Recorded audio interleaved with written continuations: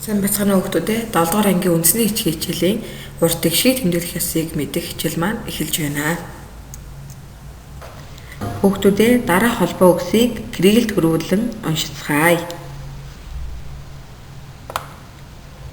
Үерхэл, нөхөрлөл, үйл хэрэг, ерэн хоног, наян нэг, ангаах ухаан, их мөрөн, үеэл хаяал, гүн нуур, энэрэл хайр, морины уяа, эмийн найрлага, гэрийн милаалга, үеийн нөхөр, бүхийн мэх, холын хараа, гоёлын хүрэм, хэрхэн хийх, харь хол. За, эдгээр үгсийг уншихад бидний өмнөх хичээлээр үздсэн ямар үгс олонтаа уншигдаж байна вэ? Энэ бол урт тэгшигтэй үгс. За, бүгдээрээ ихээс урт тэгшигтэй үгсийг ялган хэлье. Ангаах ухаан, үеэл хаяал, уяа, милаалга, хараа, хийх. За, эдгээр үгс бол урт тэгшигтэй үгс. За, одоо тэгвэл бүгдээрээ эдгээр үгсээ дэвтэр дээрээ Монгол гэж хөрчээд хажууд нь хөрвүүлээд аваарай. Гийг нь хийгээрэй. За, тэгвэл саяны үгсийг уншихад бидэнд зарим үг нь богиноор, зарим нь дундаа г гүйгүүлэгчтэй гэдээ янз бүрээр бичсэн байна. Тэгвэл хэдүүлээ өнөөдөр хичээлээр урт тэгшийг тэмдэглэх 4 арга байгаад үзэл сонирхноо.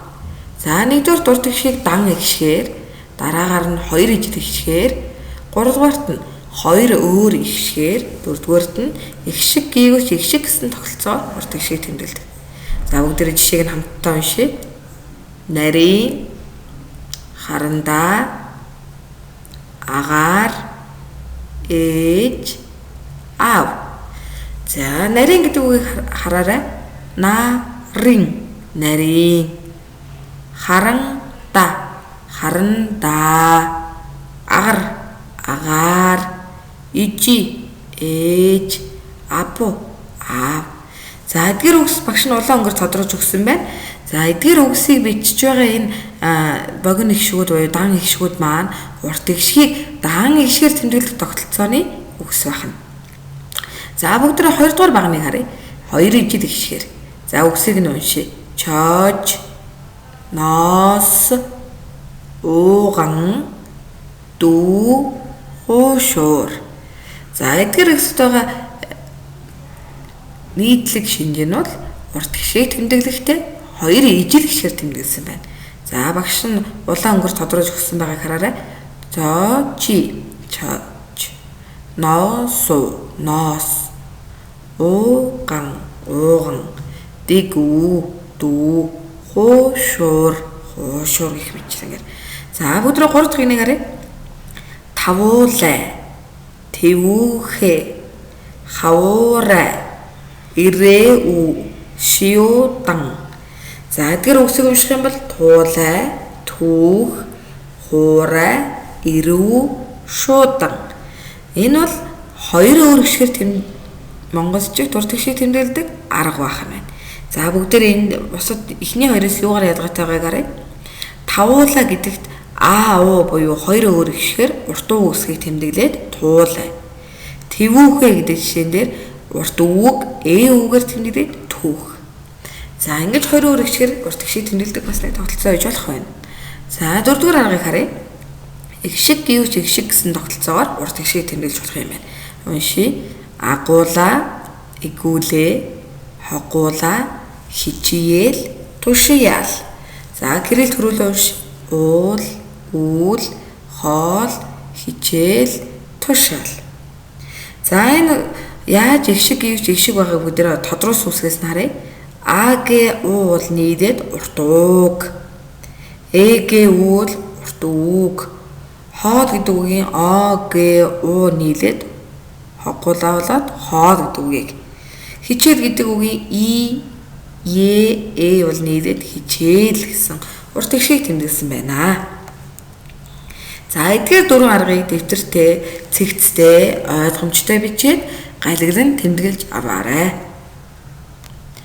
За одоо бүгдээрээ урт тэгшийг тэмдэглэх дөрвөн аргыг мэдсэн, түүнийгээ баттгаж дараах ихийг уншиж чий. За 3 халахвч гэдэг их таарсан байна. Та бүхэн кириллийг нь харалгүйгээр юун дөрөнд монгolчгаар уншаад кирилл хөрвүүлнэ. Кирилл хөрвүүлсэн ихээ ард байгаа энэ кириллээр бичсэн ихээс алдаа мадгаа харан засна уу.